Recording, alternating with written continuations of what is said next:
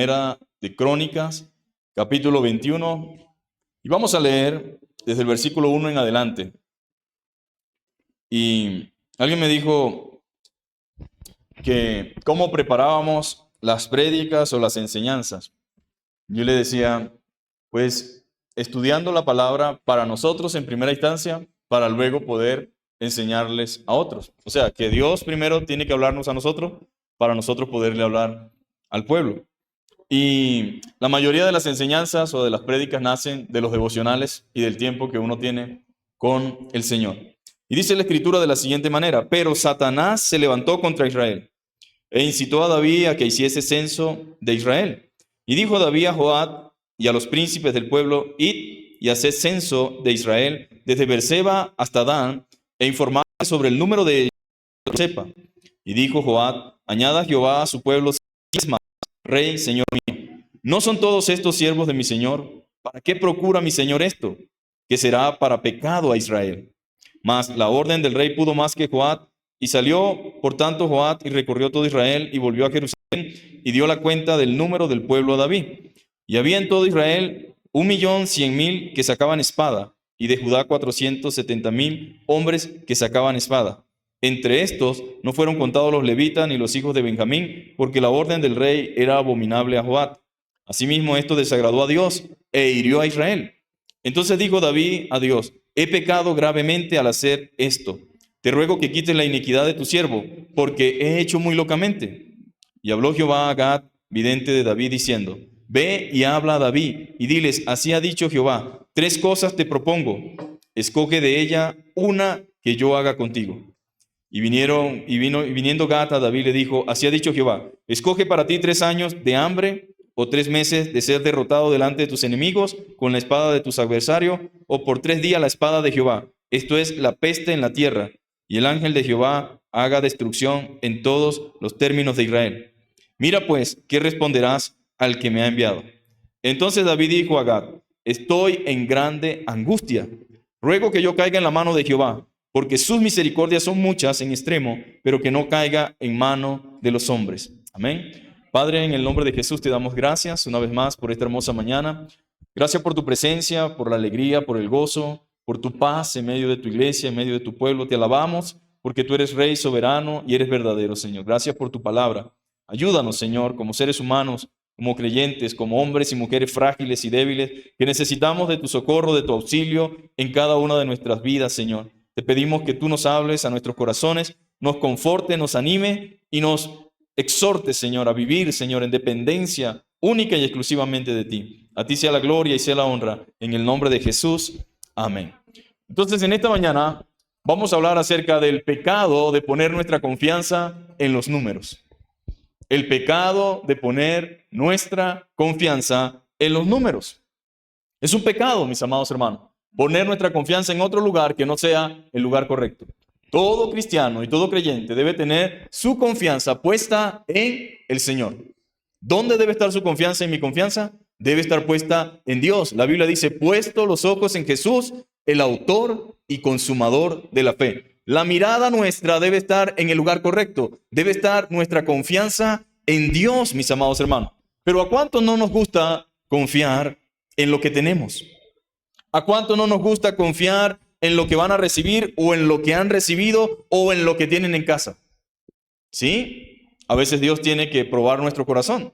A veces decimos que somos cristianos, que amamos al Señor, que amamos su palabra, que amamos su obra, que amamos su verdad. No, yo confío en Dios, pero Dios necesita demostrarnos a nosotros exactamente dónde está nuestra confianza.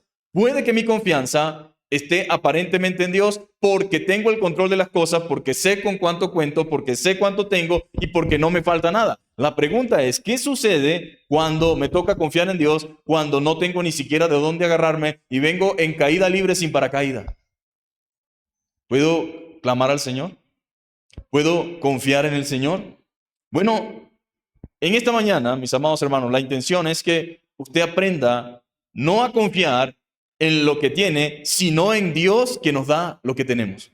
Nuestra confianza no puede estar en lo que poseemos, sino en el Dios que nos da lo que tenemos. Y a veces invierten las cosas. A veces la confianza está en lo que tenemos, como que si lo que tenemos no nos hubiese sido dado. Nosotros tenemos lo que tenemos por la gracia y la misericordia de Dios. Puede ser que usted diga que yo soy muy ágil, muy hábil, muy sabio, muy entendido. Sí, pero tu sabiduría y tu habilidad y tu talento y tu capacidad te fue dada por Dios.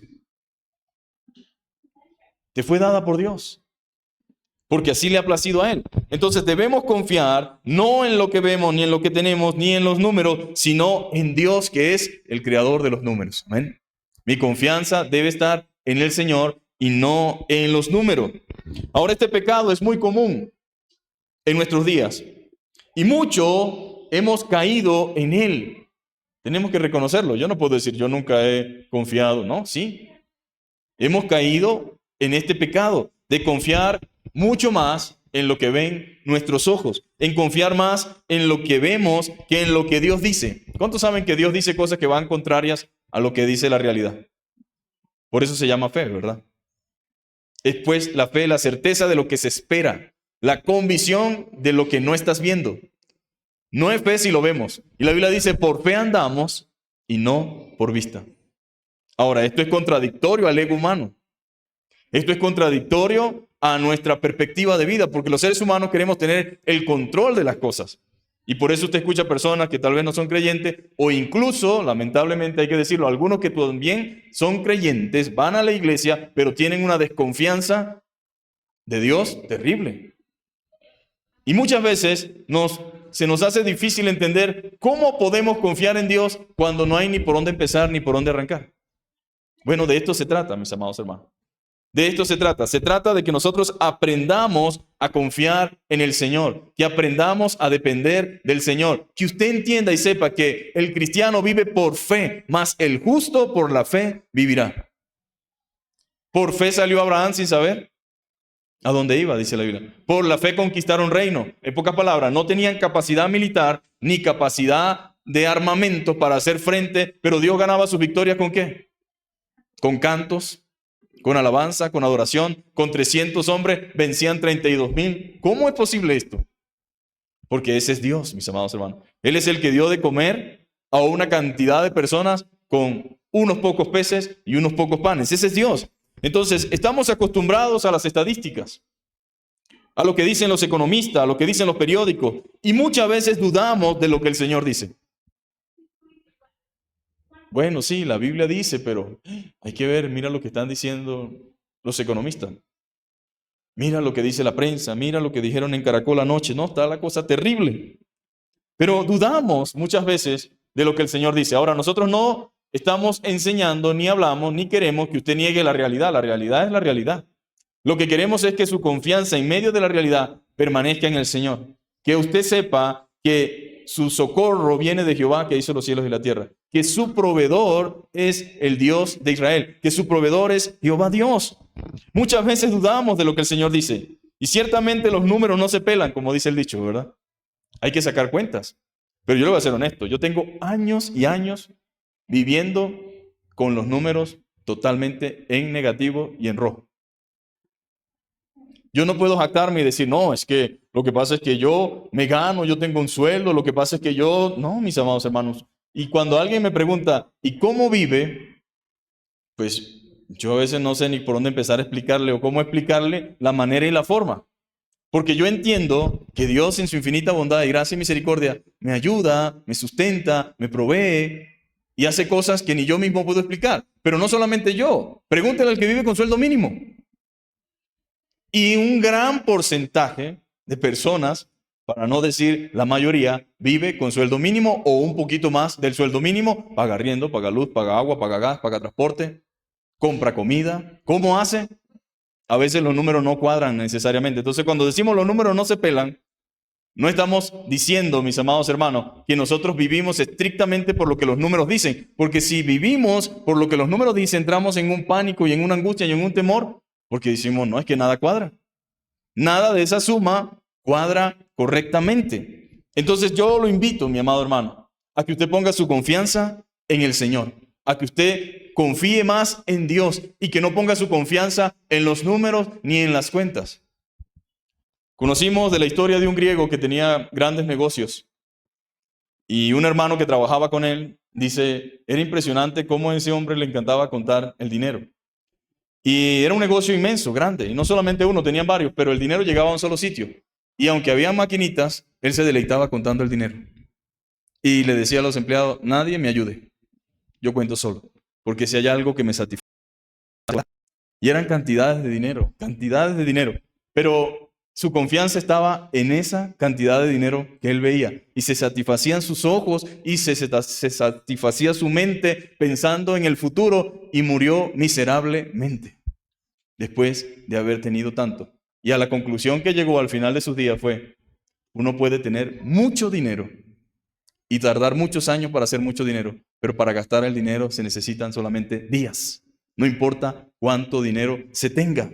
Ahora, nosotros, amados hermanos, por medio de las Escrituras y por medio de la vida, por medio de las experiencias, podemos estar y confirmar y estar seguros de que nuestra confianza no puede estar en lo que tenemos. Porque hoy tenemos y mañana puede que no tengamos nada. Y no porque sea un mal administrador, puede venir un tornado arrasador, una lluvia arrasadora, un desastre natural, un terremoto de magnitud X. No es lo que queremos, no es lo que deseamos, pero esas cosas pasan, pueden pasar y le ha pasado a muchas personas. ¿Y qué va a pasar con lo que teníamos? ¿Qué va a pasar con lo que tanto, en lo que estaba nuestra confianza? Llegan momentos en la vida, mis amados hermanos, en que Dios tiene que probarnos a nosotros mismos dónde está nuestra confianza. Porque usted puede pensar y creer que está confiando en Dios, pero posiblemente su confianza no está en el Señor. ¿Y cómo lo vamos a saber? Bueno, Dios tiene que permitir experiencias y situaciones en nuestra vida. Ahora, ¿porque Dios es malo? No. Porque es necesario que vuestra fe sea probada como se prueba el oro. ¿Quién compra oro sin probar? Sobre todo allá en el centro. Venga, le vendo una cadena. Llévela, barata. No, usted necesita probar el oro. ¿Y cómo se prueba el oro? Con fuego. ¿Y cómo se prueba la vida cristiana, mis amados hermanos? Por medio de circunstancias y situaciones que van a demostrarnos a nosotros dónde está nuestra confianza. Va a demostrarnos cuánto necesitamos del Señor. Va a demostrarnos que realmente necesitamos más comunión con Dios. Ciertamente los números, mis amados hermanos, no se pelan.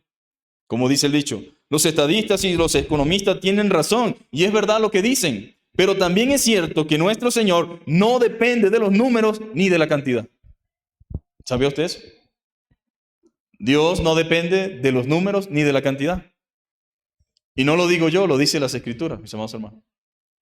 Tal vez usted como ser humano cree que necesita esto. A veces decimos, no, es que si yo.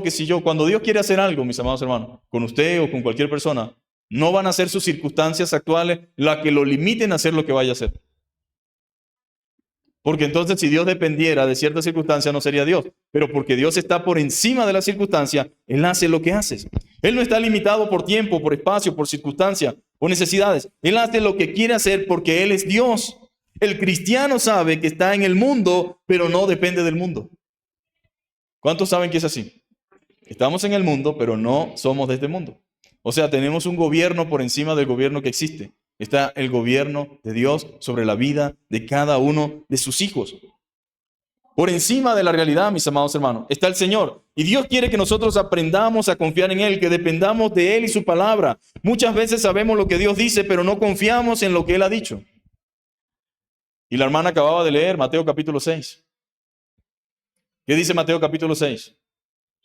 Mas buscad primeramente el reino de Dios y su justicia. Y todas las demás cosas que van a pasar. Pero ¿qué hacemos nosotros? Primero añadiduras. Primero buscamos las cosas y después el Señor. Pero la cosa es al revés. No os afanéis diciendo qué comeremos, qué beberemos, qué vestiremos. Y eso es una promesa de parte de Dios. No es una cosa que Dios dice por puro decirla, por protocolo. Es una realidad. Dios sabe de qué cosas tenemos necesidad. Dios no quiere que solamente sepamos, sino que vivamos lo que sabemos. De nada sirve saber la Biblia si no confiamos en la palabra de Dios. Que evidenciemos, mis amados hermanos, nuestra confianza y fe en acciones. El salmista fue un rey extraordinario. El rey David, ¿cuántos no saben que el rey David compuso casi todos los salmos que están en su Biblia? El rey David fue un rey extraordinario. Se decía de él que era la lámpara de Israel. Era un hombre de confianza. Él mató a Goliat. Imagínense ustedes. Salió el ejército apavorizado, lleno de temor. Y él llegó. ¿Qué está pasando aquí? Era un chaparrito. Goliat medía una cantidad de metros y dijo, bueno, tú vienes a mí con espada y jabalina. Mas yo voy a ti en el nombre de Jehová de los ejércitos. Y con una piedra y una honda acabó con el que tenía atemorizado a toda una nación. Lo hizo David. Él había sido testigo del poder de Dios. Como estoy convencido que usted ha sido testigo del poder de Dios, no en una, sino en muchísimas ocasiones. Pero por alguna razón se había olvidado que su éxito o el éxito de sus batallas se debían al Señor y no a su ejército. Y esto es una enseñanza para nosotros. No importa cuántas victorias, no importa cuántas glorias pasadas hayamos experimentado, nunca podemos perder nuestra relación y nuestra comunión con Dios, ni la lectura de su palabra, porque sin darnos cuenta caemos en las mentiras y en el engaño de Satanás. Él había experimentado, pero por alguna razón se le había olvidado. ¿Para qué quería David censar al pueblo? Porque alguien pudiera preguntarse en esta mañana, bueno, ¿y qué tiene que ver censar al pueblo con pecado? ¿Qué tiene que ver eso? ¿Por qué quería David censar al pueblo? Porque el pecado no estaba en contar. ¿Acaso que es malo contar? Todos tenemos que contar, nos guste o no. El pecado no está ahí, sino en la intención y en la motivación por la cual contaba. No es lo mismo saber que tengo que saber cuántas personas hay, contar, porque realmente la intención sea saber con qué contamos. Pero la intención de David era otra, mis amados hermanos, al censar al pueblo. La intención de él era otra, su motivación era otra. Él estaba contando con una motivación pecaminosa en la cual estaba o quería saber cuántos habían de guerra como soldado para saber con cuánto contaba para él ir a la batalla, como que si la batalla dependía o se ganaba por el ejército o por el número de hombres que tenía. Se llenó de orgullo y confió más en lo humano que en el Señor. Eso fue lo que pasó. Puso su confianza en el hombre, en el brazo de la carne. Mis amados hermanos, ahora a todos nos puede pasar que nos volvamos orgullosos, que nos volvamos engreídos. Nos puede pasar, mis amados hermanos, que comencemos a confiar más en las cosas que Dios nos ha dado que en el Dios que nos ha dado la cosa. Y desde luego, mis amados hermanos, eso no le agrada a Dios. Porque si hay algo que a Dios no le agrada, es que lo pongan de segundo lugar. La Biblia dice que Jehová, vuestro Dios, es un Dios celoso y no comparte su gloria con nadie. A Él no le agrada la idea, mis amados hermanos, de que Él sea un segundo lugar. La Biblia dice, o es o no es, pero ninguno puede servir a dos señores. Porque amará más al uno que al otro. Usted no puede amar a Dios y amar también lo otro. O usted confía en el Señor como es o no confía en el Señor. Pero Dios, mis amados hermanos, siempre demanda exclusividad. Por eso dice, o es todo o es nada. Él no se conforma o no quiere que nosotros tengamos allí, bueno, Señor, tú estás allí. Cualquier cosa que yo no resuelva, cualquier cosa que yo no pueda, cualquier cosa que no me ayuden mis amigos, cualquier cosa que no intervenga en la familia, entonces tú me ayudas. Así no funcionan las cosas con Dios. Y así hay mucha gente. Primero, lo que yo puedo hacer. Segundo, lo que yo pueda lograr, lo que yo pueda alcanzar. Segundo, mis amigos. Segundo, mi compadre, mi comadre, mi papá, mi hermano, mi hermana, los que están en el norte, los que están en Estados Unidos, cuando manden. ¿Y qué pasa cuando no sucede nada de eso? Entonces ahí vamos al Señor. Ahí pedimos al Señor. Bueno, Dios no quiere eso. Él quiere que Él sea el primer lugar, el lugar al cual usted acuda. Entonces a Dios no le agradó eso que hizo David. Porque desde hacía mucho tiempo el Señor le enseñó a Israel lo siguiente. En Deuteronomio capítulo 8, versículo 11 dice que se guardaran del orgullo, que no dijesen en su corazón, mi poder y mi fuerza y mi mano me ha traído esta riqueza. Y si hay algo que le encanta al ser humano es jactarse, vanagloriarse. ¿No ve los hijos? Les paga a usted el preescolar, la primaria, secundaria, bachillerato, llegan a la universidad, les ayuda con el posgrado y después que son doctores que dicen, yo he sido muy inteligente. A mí nadie me ha ayudado. Yo me he ganado mis cosas a pulso, con esfuerzo, con esmero. Pero ¿y qué hubiese sido de su vida si no hay un papá y una mamá detrás? Pero se jactan de su logro con orgullo. Y me agradó en estos días que vi a alguien graduándose y llevó a su mamá y a su papá y le puso la toga y el birrete. Dijo, porque nada de esto hubiese sido posible si usted no hubiese estado ahí. Pero el ser humano por naturaleza es orgulloso, fanfarrón, vanaglorioso, jactancioso. Mis amados hermanos, se jactan de las cosas como que si nunca han recibido ayuda, como que si nunca nadie le ha metido la mano y no mencionan nada, sino que se llevan todo el crédito. Y ese pecado delante de Dios es grave. Es grave, mis amados hermanos. El Señor les dijo a Israel que se guardara del orgullo, que no dijesen en su corazón, mi poder y mi fuerza y mi mano me han traído esta riqueza. sino al contrario, que reconocieran que todo era el resultado de la gracia y el poder de Dios en ellos. En realidad, Israel, mis amados hermanos, era quien era por la mano del Señor. No habían razones para la jactancia. Gedeón ganó la batalla a los madianitas con 300 hombres de 22,000 que habían. Habían 22,000 soldados listos para la guerra. Y el Señor le dijo, ese es mucho pueblo, Gedeón. Si todo ese pueblo va contigo y ganan, van a decir, ganamos. Y yo te los voy a probar. Le vas a decir que los que van a ir a la guerra tienen que lamer las aguas como perros en el río. Y dijeron, no, nosotros no vamos a hacer eso. Quedaron 300 y de esos 300 quedaron fue como testigos para que vieran cómo Dios destruía al ejército enemigo para que luego contaran. ¿Y por qué Dios no permitió? Porque sabía que se iban a jactar, mis amados hermanos. Por eso, mis amados hermanos, dejó nada más que 300 hombres para que fueran testigos de que la batalla la gana es el Señor, mis amados hermanos. La batalla la gana es el Señor. En 1 Samuel, capítulo 14, verso 6, Jonatán dijo, pues le dijo a su paje de armas, ven y pasemos a la guarnición de estos incircuncisos. Quizás algo haga Jehová por nosotros, pues no es difícil para Jehová salvar con muchos o con pocos. En pocas palabras, Dios hace lo que quiere, cuando quiere, con quienes quiere, sin importar el número. Entonces creo que este joven, Jonatán, tenía muy claro que para Dios no es difícil ganar con muchos o con pocos. No se trata de nosotros, mis amados hermanos, sino del Señor. El Señor es el que pelea por nosotros, es el que va delante de nosotros.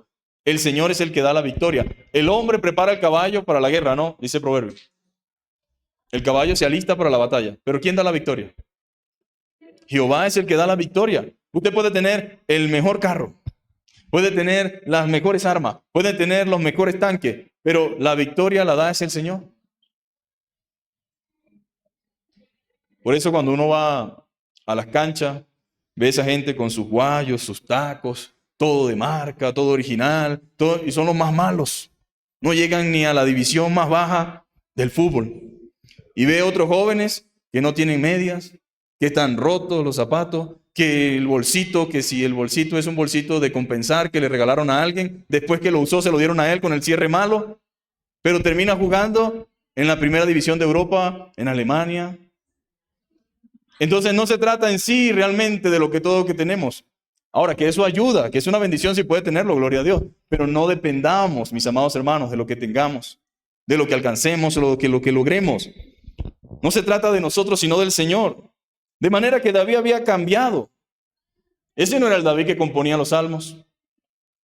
David venía de salida, había tenido muchas victorias. Y en algún descuido de su intimidad con Dios, quiso hacer cosas en su humanidad ignorando al Señor. Cuando estaba jovencito, tenía esa comunión con Dios, ¿verdad?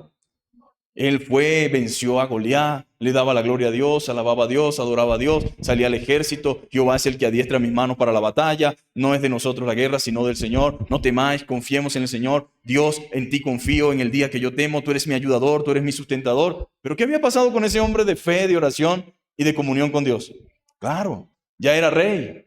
Ya mandaba, ya tenía soldados, generales, comandantes, coroneles a su disposición. Ya había comenzado a ver lo que la gente hace cuando hacemos cosas extraordinarias. ¿Qué hace la gente? Adula y alaba, ¿sí o no?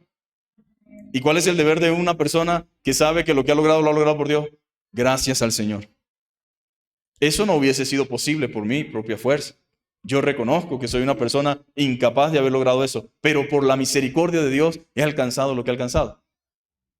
Pero parece que no está de moda eso en el día de hoy. En el día de hoy está la jactancia. Y David, mis amados hermanos, a pesar de ser un hombre de Dios, cayó en esto. Descuidó su intimidad con Dios. Y aunque David era un valiente guerrero, diestro, había pasado por alto que era Dios el que daba la victoria.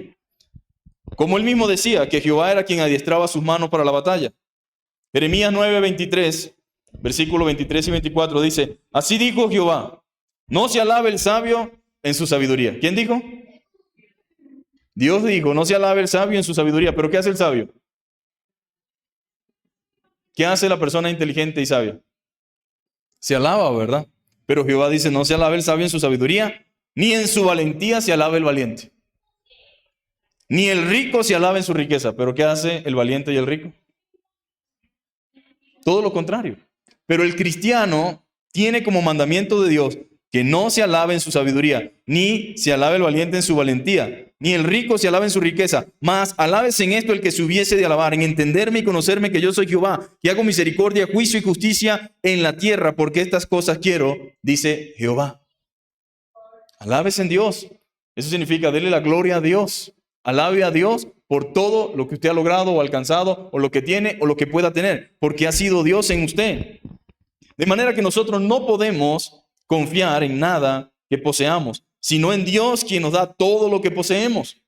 Esa es la regla. Nuestra confianza debe estar plenamente en el Señor. Tengamos o no tengamos, debemos confiar en el Señor. En todo tiempo, en todo momento. Su confianza debe estar puesta en el Señor. Pero seamos honestos. Eso es lo que debe ser. La pregunta de la mañana es, ¿estoy confiando en el Señor? ¿Tengo mi confianza puesta en Él? ¿Realmente estoy viviendo por fe? ¿Realmente entiendo que debo esperar en el Señor? Bueno, David empezó muy bien, pues él fue el mismo que le dijo a Goliat, tú vienes a mí con espada y jabalina, mas yo voy a ti en el nombre de Jehová. Él fue el que exhortó al ejército de Israel cuando dijo, ¿quién es este incircunciso para que venga aquí a provocar a los escuadrones del Dios viviente? Ese mismo David también había dicho que Jehová no salva con espada o con lanza, porque de Jehová es la batalla. Pero parece que ahora había cambiado de opinión. ¿Qué fue entonces lo que pasó? Para que entrara en la duda y en la terquedad de censar al pueblo. Pues cuando perdemos la comunión con Dios, somos presas fáciles de la duda y del temor. Usted se desconecta de su relación con Dios y de su comunión con Dios y de la lectura de la Biblia, de su tiempo devocional, y usted es presa fácil de la duda y del temor. Entonces lo primero que vemos es que Satanás se levantó. ¿O ustedes piensan que porque ustedes son cristianos, Satanás no está pendiente de lo que ustedes hacen? O porque son cristianos, él dice, no, ciertamente él no puede tocarnos sin la voluntad o el permiso de Dios. No tiene acceso a nuestra vida. Por eso no creo en cristianos endemoniados. Porque no puede ser posible que en una casa vivan dos dueños. Por un lado el diablo y por otro lado Dios. Cuando la Biblia dice que Satanás se sujeta o se somete al Señor. Por lo tanto, vemos que Satanás se levantó. Pero Satanás se levantó contra Israel e incitó a David a que hiciese censo en Israel. Fue Satanás el que se levantó, mis amados hermanos. Se levantó. Ninguna tentación viene de parte de Dios. La Biblia dice que Dios no tienta a nadie, ni él es tentado por el mal. Aunque en 2 de Samuel dice que Dios hizo que David censara al pueblo. Lo que realmente significa es que Dios permitió. Pero no fue que Dios, porque se contradijera Santiago. Dios no tienta a nadie, ni es tentado por el mal. Ninguna desobediencia es buena, mis amados hermanos. Ninguna desobediencia es buena, porque cuestiona el poder y la sabiduría de Dios.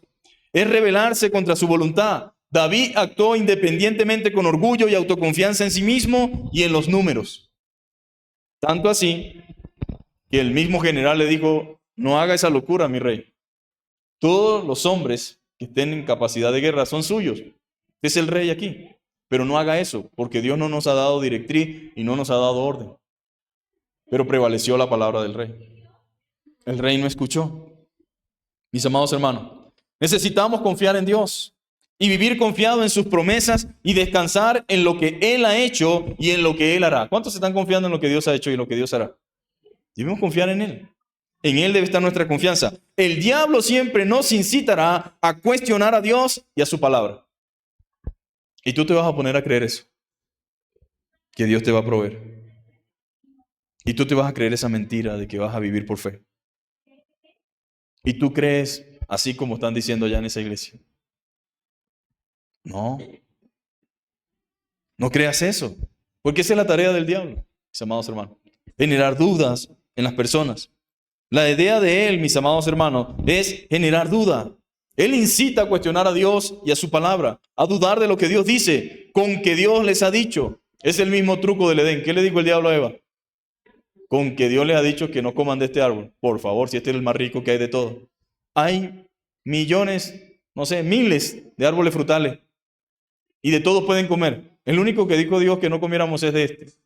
Pero con que Dios le dijo eso. ese árbol es sabroso, es rico. Y no es así como Dios dice. Al contrario, los ojos se le van a abrir, van a ser más inteligentes, van a ser como Dios. Bueno, el mismo truco sigue funcionando en el día de hoy. Es la misma táctica de Satanás en el día de hoy. Y aunque puede incitarnos, porque Satanás puede incitarnos, puede seducirnos, puede engañar, puede persuadir, no puede obligarnos, mis amados hermanos. Satanás no puede obligarme a hacer nada que vaya en contra de la voluntad de Dios. Él puede incitarme, pueden venir tentaciones. A Jesús, ¿qué le hizo el diablo? Le ofreció todos los reinos, dijo, si postrado me adorare. Pero no lo obligó o no podía obligar a Jesús a hacer lo que él quería. Él le podía proponer. Y a nosotros el diablo nos puede proponer un montón de cosas. Nos los puede presentar en bandeja de plata, pero no puede obligarnos a obedecerle. Y aquí nosotros podemos ver, mis amados hermanos, que él no puede obligarnos. Por eso se le tomó como pecado a David el haber censado al pueblo. Porque aunque Satanás lo incitó, ellos venían ganando muchas victorias. Habían ganado mucho territorio. La Biblia no lo dice, pero no sabemos qué pasaba por la cabeza de David. A lo mejor diría, podemos quedarnos con más tierra. Podemos atacar a este grupito que está allá. Yo creo que como venimos arrasando con todos los ejércitos que hemos atacado, este va a ser pan comido. Pero necesito contar, necesito saber. ¿Y quién te dijo a ti, si Dios no te está mandando a la guerra, si Dios no te está mandando a hacer nada? ¿Acaso tú crees que tú puedes tomar decisiones por tu propia cuenta sin consultar a Dios? Muchas veces caemos en esa trampa. Porque esa idea no vino de Dios. ¿Cuántos saben que hay ideas que no vienen de Dios? El censar al pueblo no era idea de Dios. Y lo que Pedro le dijo al Señor, Señor, no permita que te acontezcan estas cosas, tampoco vino de Dios. Solo que el Señor le dijo, apártate de mí, Satanás. Hay hermanos que se convierten en Pedros, hermanos, que hay que decirle, apártate de mí, Satanás. Porque se le meten unas ideas en la cabeza y quieren contaminarlo a uno con sus ideas y le dicen un montón de cosas que no vienen de Dios. Y hay que tener discernimiento para saber cuándo está hablando el hermano o cuándo está siendo usado. La idea sería, mis amados hermanos, que ninguno de nosotros se dejara usar por el diablo. Pero lamentablemente la triste realidad es que hay muchos dejándose usar por el enemigo. Él trata, mis amados hermanos. Pero la idea de censar al pueblo no vino de Dios, sino de Satanás. La desconfianza en la vida cristiana no es normal, aunque algunos creen que pueden vivir en una desconfianza como algo normal. Pero la desconfianza en la vida cristiana no es normal, es pecado. Y sabemos que Dios no estaba de acuerdo con eso. Lo dice la Escritura. No tenemos mucho detalle, pero el hecho de que su general le sugiriera o le dijera a David, ¿para qué procura mi señor esto? Significa que no era algo desconocido para el ejército. Todos sabían que el censo no venía de parte de Dios. Y les pareció extraño que David, siendo el hombre que era, siendo espiritual, siendo un hombre de fe, de confianza, que al contrario nos inculcaba a nosotros a poner nuestra confianza en Dios en el momento en que la batalla arreciaba, ahora nos esté mandando a contar al pueblo y a censar al pueblo. Y dice la Biblia que el general le dijo a David, ¿para qué procura eso mi señor? Que será pecado para Israel. Todos vamos a sufrir las consecuencias de ese pecado. Y esto es algo que cada uno de nosotros debe tener en cuenta. Cuando pecamos no solamente nos afectamos a nosotros mismos, sino a todos los que están a nuestro alrededor. Y cuando peca el líder del pueblo, afecta a todo el pueblo. Las consecuencias que se generan son muy tristes. Nosotros siempre hemos confiado en el favor y la ayuda de Jehová. No ha hecho falta contar, oh Rey mío. No se puede convertir, mis amados hermanos, esto que estamos aprendiendo por medio de la palabra de Dios en algo que nosotros ignoremos. Confiar en otra cosa que no sea Dios es pecado, no importa lo que sea. Todo lo que me lleve a poner mi confianza en otro lugar que no sea Dios es pecado. Hubo una advertencia, pero el rey la ignoró. Y dice la palabra de Dios, mas la orden del rey pudo más que Joab. Y salió por tanto Joab, recorrió Israel y volvió a Jerusalén y dio cuenta del número del pueblo a David. Y había en Israel 1.100.000 que sacaban espada, y de Judá 470.000 que sacaban espada. Entre estos no fueron contados los levitas ni los hijos de Benjamín, porque la orden del rey era abominable a Joab. Ahora, Joab no era el más tierno y cariñoso del grupo de soldados, ni era el más espiritual, pero él entendía y sabía que eso era abominable. Lo que el rey mandó a hacer no era algo bueno y era abominable a él. Y dice, y asimismo, dice el verso 7, esto desagradó a Dios e hirió a Israel. O sea, No era un invento de Joab, era algo que no agradaba a Dios, que estaba mal, mis amados hermanos. Es triste, pero ignorar la voz de Dios particularmente nos trae consecuencias. Y a veces Dios en su gracia y misericordia, ¿qué hace? Usa personas, así como el diablo usa hermanos para confundirnos y entorpecer nuestra vida cristiana. También Dios usa hombres de Dios para hablar a nuestra vida y librarnos de las consecuencias que pueden venir. Pero ¿qué pasa? Cuando Dios nos manda palabra o nos pone personas a nuestro lado que nos digan que lo que estamos haciendo está mal y nosotros decidimos ignorar la voz de esa persona. ¿Qué pasa cuando ignoramos la voz de Dios por medio de las Escrituras?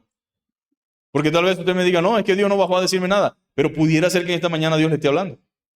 Pudiera ser que en esta mañana Dios le esté diciendo un mensaje muy claro y una advertencia, y de repente usted decida, como David, ignorar esa advertencia, pues ya lo que viene es consecuencia.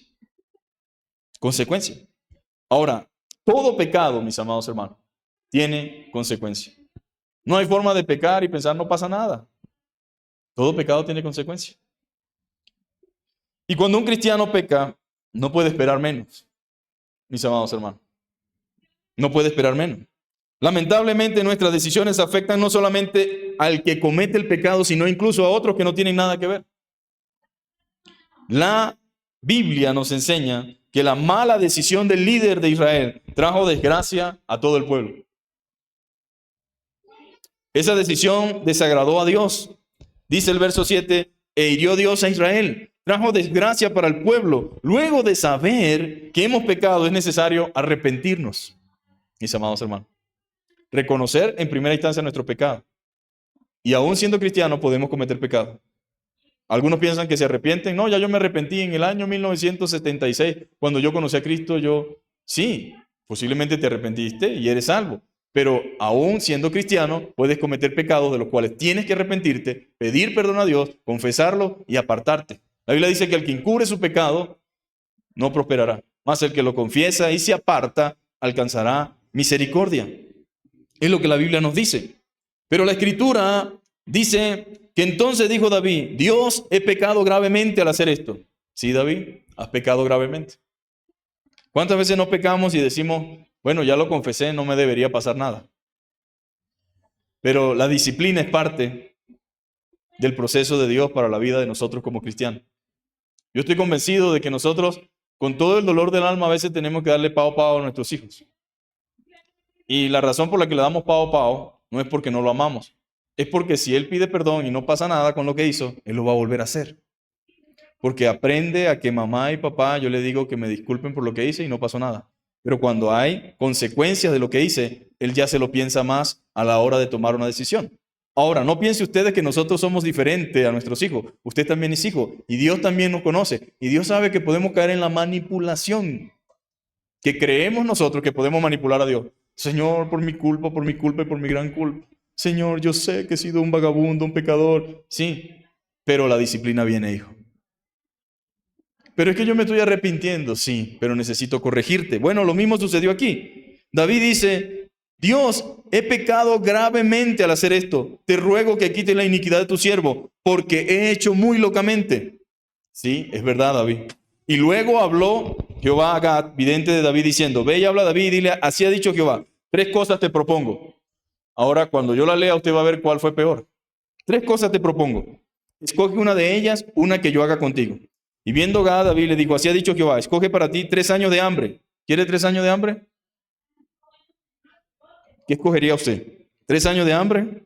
¿O por 3 meses ser derrotado delante de tus enemigos con la espada de tus adversarios? ¿O por 3 días la espada de Jehová? Esto es la peste en la tierra. Y que el ángel de Jehová haga destrucción en todos los términos de Israel. Mira pues, ¿qué responderé al que me ha enviado? O sea que Dios es un Dios serio, mis amados hermanos. Dios es misericordia, Dios es amor, pero también, como dice la palabra, fuego consumidor. Dios es un Dios que corrige. Dios es un Dios que no es como nos lo están dibujando o presentando en el día de hoy. Sí, pero Dios no es el Dios del Antiguo Testamento, Él es el Dios del Nuevo Testamento. Yo no entiendo esa locura. ¿Cómo Dios va a ser otro Dios si no es el mismo hoy, mañana y siempre, según Hebreos? Jesucristo es el mismo hoy, mañana y siempre y por los siglos de los siglos. O sea, Dios no cambia. No es otro Dios, es el mismo Dios. Entonces David dijo a Gad, estoy en grande angustia. Por supuesto, era de entenderse. Ruego que yo caiga en la mano de Jehová. porque sus misericordias son muchas en extremo, pero que no caiga en la mano de los hombres. Entonces, 3 años de hambre, no quiero, porque eso sería terrible. Que caigamos en la mano de nuestros enemigos es terrible, porque le voy a decir algo. Del hombre usted puede esperar cualquier cosa, menos misericordia. Porque bueno como tal, el hombre no es. Y cuando el hombre hace una acción, es por intervención de Dios. Y si dice David, entonces prefiero caer en las manos de Jehová. En la mano de Jehová significa una peste y una destrucción. Pero David dice, prefiero caer en sus manos, porque en las manos de Jehová por lo menos puedo alcanzar misericordia. Eso lo dice en Samuel. Por lo menos en las manos del Señor puedo alcanzar misericordia. Y dice la palabra, porque sus misericordias son muchas en extremo, pero que no caiga en la mano de los hombres. Así que Jehová envió una peste en Israel, y murieron en Israel 70,000 hombres. Y envió Jehová al ángel a Jerusalén para destruirla. Pero cuando él estaba destruyendo, miró Jehová y se arrepintió de aquel mal. Y dijo el ángel que destruía, basta ya, detén tu mano. Y el ángel de Jehová estaba junto a la era de Ornán Jebuseo. Y alzando David sus ojos, vio al ángel de Jehová, que estaba entre el cielo y la tierra, con una espada desnuda en su mano, extendida contra Jerusalén. Entonces David y los ancianos se postraron sobre su rostro, cubiertos de cilicio. Y David dijo a Dios, ¿no soy yo el que hizo contar al pueblo? Y aquí está la enseñanza para nosotros. Debemos ser responsables, mis amados hermanos. Responsables para reconocer nuestro pecado, para reconocer nuestra falta y para asumir nuestra culpa. ¿Cuántos no habemos que le echamos la culpa a otro?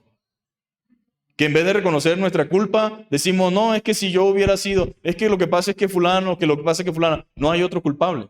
David no pudo decir allí, él no se justificó. Él dijo, Señor, yo he pecado. He hecho locamente. Un cristiano puede hacer locamente, mis amados hermanos.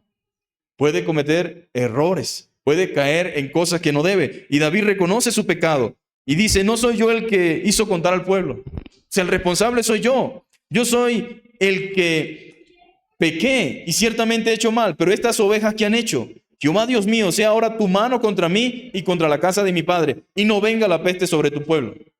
Asumió su culpa, su responsabilidad.